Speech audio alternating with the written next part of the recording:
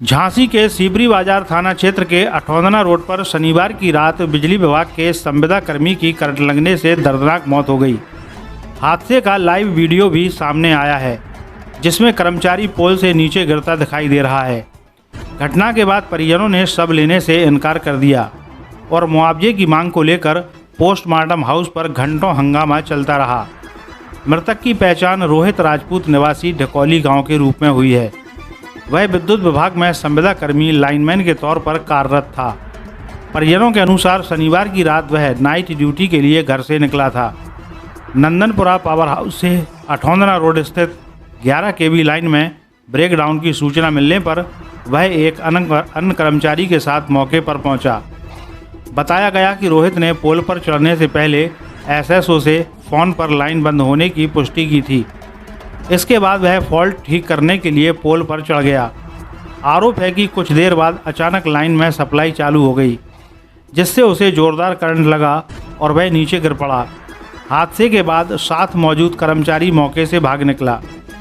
स्थानीय लोगों की सूचना पर पुलिस और बिजली विभाग के अधिकारी मौके पर पहुंचे। गंभीर हालत में रोहित को अस्पताल ले जाया गया, जहां डॉक्टरों ने उसे मृत घोषित कर दिया। पुलिस ने शव को पोस्टमार्टम के लिए भेजकर मामले की जांच शुरू कर दी। पोस्टमार्टम के बाद परिजन शव लेने से अड़ गए। परिवार ने विद्युत विभाग की लापरवाही को हादसे का जिम्मेदार बताते हुए उचित मुआवजे की मांग की। मृतक के भाई प्रमोद ने बताया कि रोहित अपने पीछे 2 बेटियां, 1 बेटा और एक बीमार बुजुर्ग पिता को छोड़ गया है। मामले की गंभीरता को देखते हुए प्रशासनिक और विद्युत विभाग के अधिकारी मौके पर पहुंचे। वहीं सत्ता पक्ष और विपक्ष के नेताओं ने भी परिवार के समर्थन में पहुंचकर मुआवजे की मांग उठाई। देर रात कई घंटे चली बातचीत के बाद दोनों पक्षों में समझौता हो गया। समझौते के तहत कुल 25 लाख रुपए की सहायता राशि देने पर सहमति बनी। इसमें 2 लाख रुपए तत्काल पोस्टमार्टम हाउस पर परिजनों को दिए गए।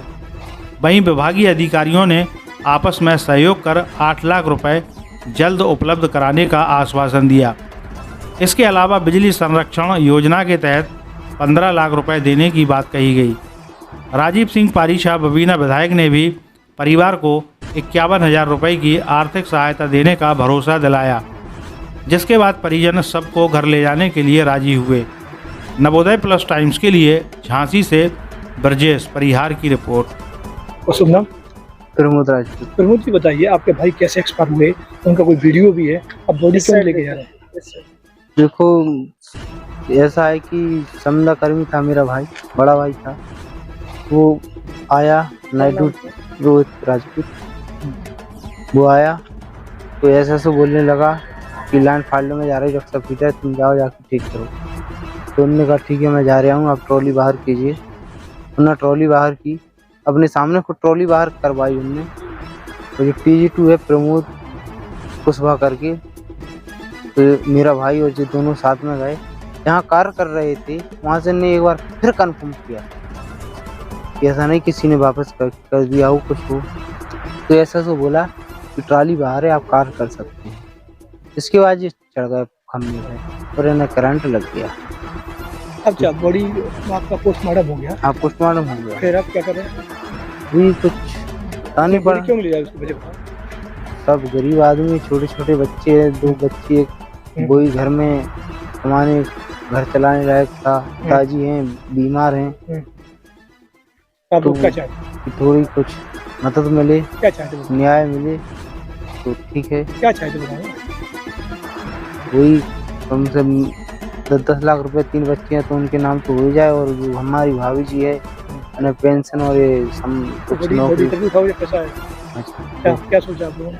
अब तो है, जब कुछ या तो वो लिखित में दे दें कि 2-4 दिन में, मतलब हम दे देंगे लिखित में कि हम 2-4 दिन में आपका कार्य करा देंगे, तो ठीक है मैं बॉडी उठा के अपने भाई के ले जाऊंगा। नहीं तो अगर तो नहीं है तो अभी मैं कैसे?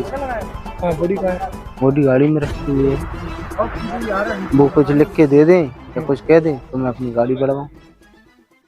विधायक एक क्षमता कर्मी था, वो बिजली कर्मी, तो पोल से गिर के उसकी मौत हुई।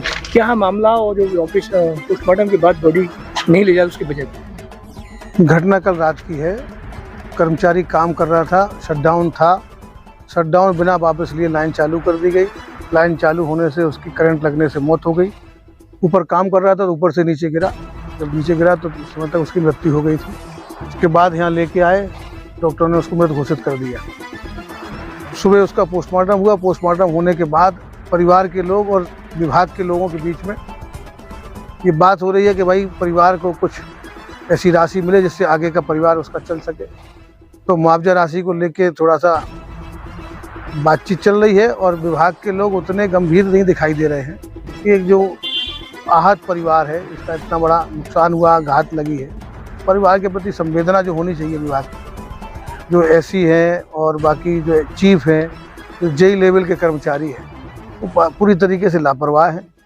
और मैं समझता हूँ इस तरीके का व्यवहार बार बार 2 कदम आगे 4 कदम पीछे इस तरीके से चल रहा है, ठीक नहीं है। और सारे अधिकारी भी यहाँ पे प्रशासन के खड़े हैं और हमारा प्रयास ये है कि इस परिवार को अधिक से अधिक सहायता राशि मिले, मुआवजा मिले, जिससे परिवार का आगे का भरण पोषण हो सके। क्योंकि पिताजी काफ़ी बुजुर्ग हैं और गंभीर रूप से बीमार भी हैं और छोटे छोटे 3 बच्चे हैं, 2 बेटे हैं और एक बेटी है।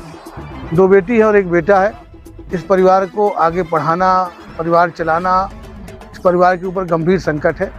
हम सब लोगों का प्रयास ये है कि इस परिवार के साथ में जितना भी अधिक से अधिक सहयोग आज किया जाए वो ज़्यादा उचित रहेगा और हम सब लोग उसी के लिए खड़े हैं यहाँ पे। तो मुझे लगता है कि बहुत जल्दी इस समाधान की तरफ हम लोग विभाग क्या कह रहा है? विभाग कह रहा था हमारे पास कोई रास्ता नहीं है, जो इंश्योरेंस है वो ले लीजिए।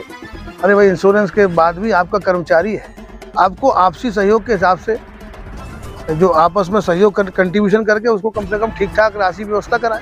क्योंकि सभी लोग कर्मचारी हैं, एक दूसरे के साथ में एक सद्भावना होनी चाहिए, सिंपैथी होनी चाहिए। मैंने भी कहा है कि भाई आप लोग कुछ करिए, बाकी मैं भी कुछ कराता हूँ। आप तरफ से क्या मदद की? नहीं, अभी तो हमने तुरंत 51,000 रुपये बोले हैं, बाकी जरूरत पड़ेगी तो और भी कराएंगे, लेकिन 10 लाख रुपए की उनसे मांग की गई कि 10 लाख रुपए आप लोग करिए। इतना बड़ा डिपार्टमेंट है, इतने ज़्यादा संख्या में कर्मचारी है, जबकि ऐसी जानकारी हुई छोटे छोटे जो कर्मचारी उनने सहयोग किया है, 5,000 10,000 रुपये उन्हें तुरंत भेज भी दिए हैं। लेकिन बड़े जो कर्मचारी अधिकारी है उनकी तरफ से जो सहयोग अपेक्षित है वो नहीं हो रहा है।